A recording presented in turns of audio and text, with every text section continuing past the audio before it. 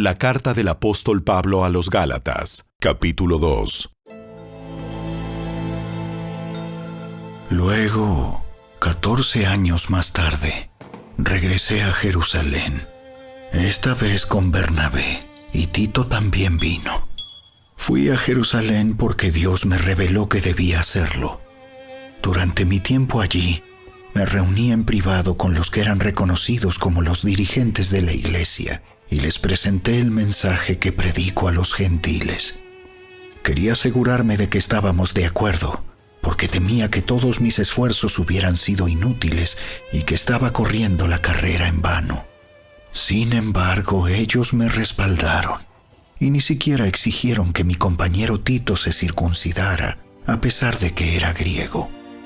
Incluso esa cuestión surgió solo a causa de unos supuestos creyentes, en realidad falsos, que se habían infiltrado entre nosotros.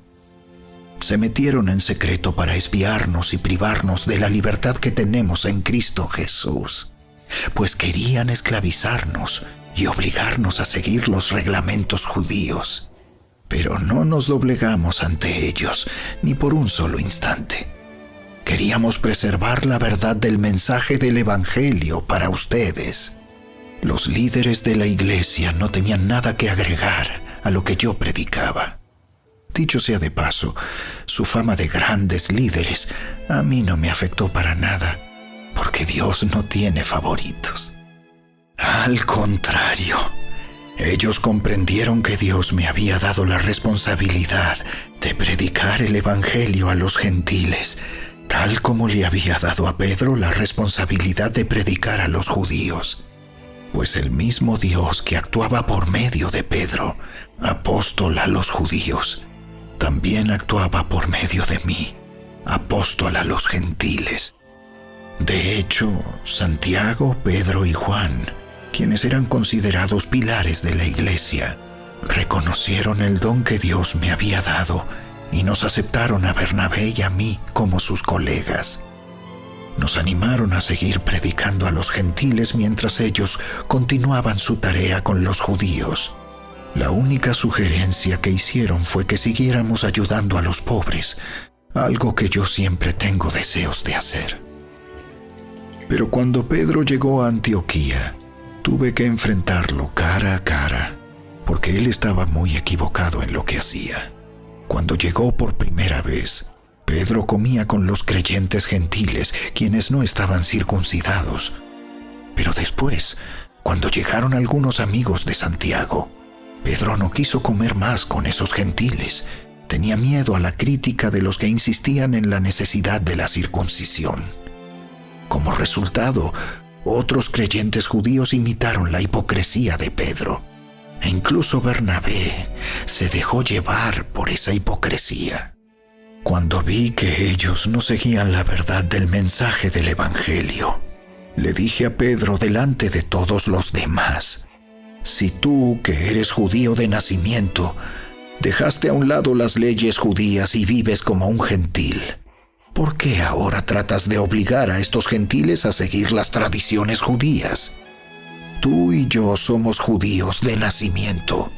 No somos pecadores, como los gentiles. Sin embargo, sabemos que una persona es declarada justa ante Dios por la fe en Jesucristo y no por la obediencia a la ley.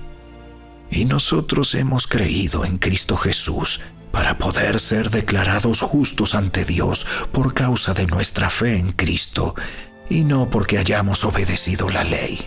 Pues nadie jamás será declarado justo ante Dios mediante la obediencia a la ley.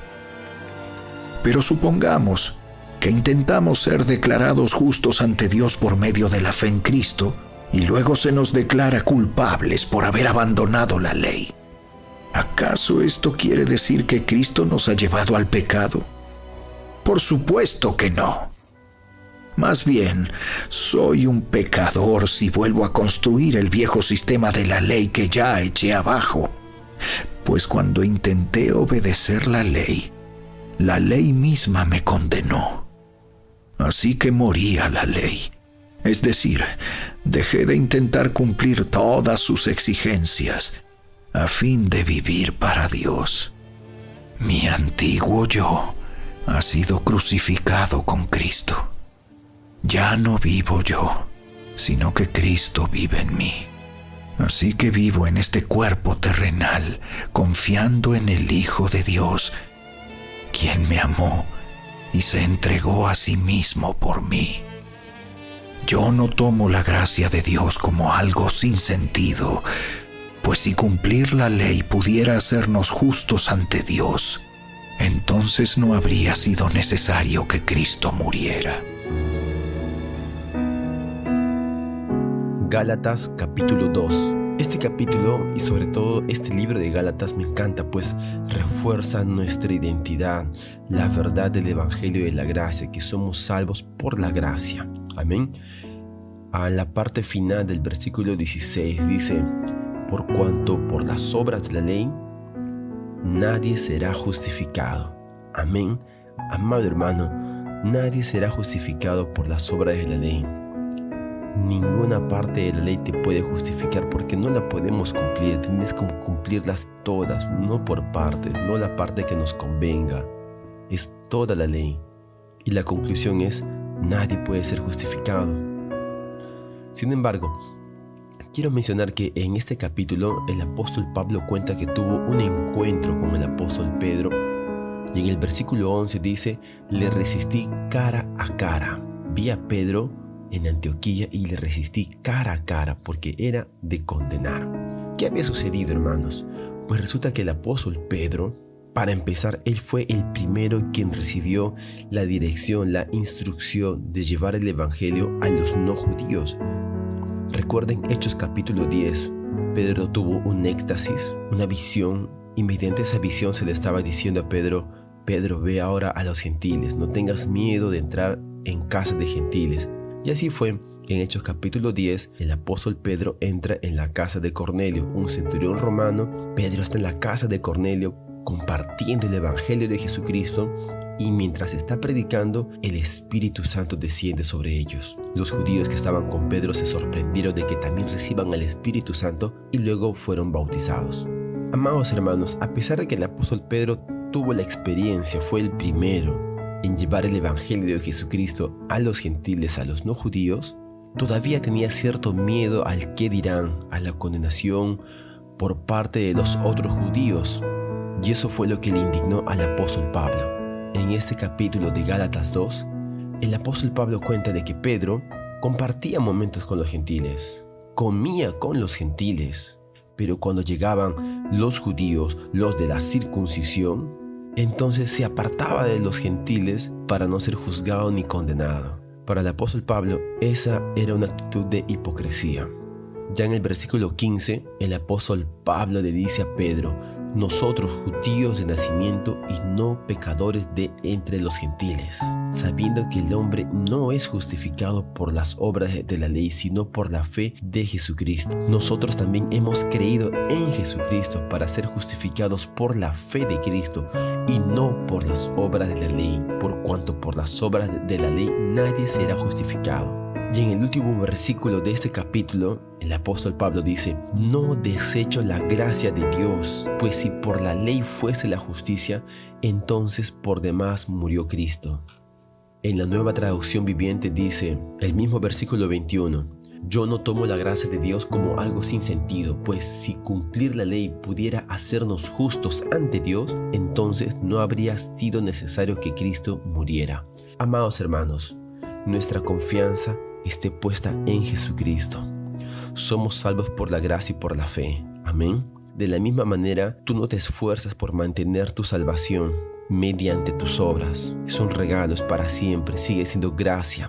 Fuiste salvo por gracia y continúa siendo salvo por gracia y termina siendo salvo por gracia en el último de tus días. Cuando el Señor te recoja, sigue siendo salvo por gracia. Fuimos justificados por la fe. Eres justo delante de Dios por la fe, no por las obras de la ley. Una vez más, el apóstol Pablo dice, si por la ley nosotros pudiésemos ser justos ante Dios, por las puras murió Cristo. Amados hermanos, ¿cuándo es que nosotros desechamos la gracia o hacemos que la gracia sea algo sin sentido, vano, cuando desechas y no crees en la obra de Jesucristo? cuando tú quieres justificarte por tu propio esfuerzo. Eres salvo por gracia, dices, pero ahora voy a esforzarme para restaurar mi matrimonio y pones tu confianza en cosas totalmente externas y dejas de tener confianza en el Señor. Amados hermanos, poner nuestra confianza en el Señor, en su gracia, depender de Él, no significa quedarnos de brazos cruzados y no hacer nada. Es la gracia del Señor que nos lleva a obrar más allá de nuestras fuerzas. Es la gracia del Señor que nos lleva a poder tener sabiduría para tomar decisiones que jamás tomaríamos en nuestro propio esfuerzo. Es la gracia de Dios que te lleva a amar a quien no lo merece, a perdonar a quien no lo merece. Es la gracia de Dios que te lleva a soñar el ver restaurado un hogar que tú decías no tiene solución. Lo intenté todo. Esas personas de mi casa, ese esposo, esa esposa nunca va a cambiar. Es la gracia del Señor que te lleva a amarlo. En tus propias fuerzas tú hubieses tirado la toalla hace mucho tiempo. Sin embargo, en la gracia del Señor, el Señor te lleva a poder ver más allá y soñar. Eres justificado por la gracia y por lo tanto también eres bendecido por la gracia y por la gracia también eres restaurado, sanado. Experimentas riquezas y bendiciones en esta vida. Amén. Si lo crees, declara un fuerte amén.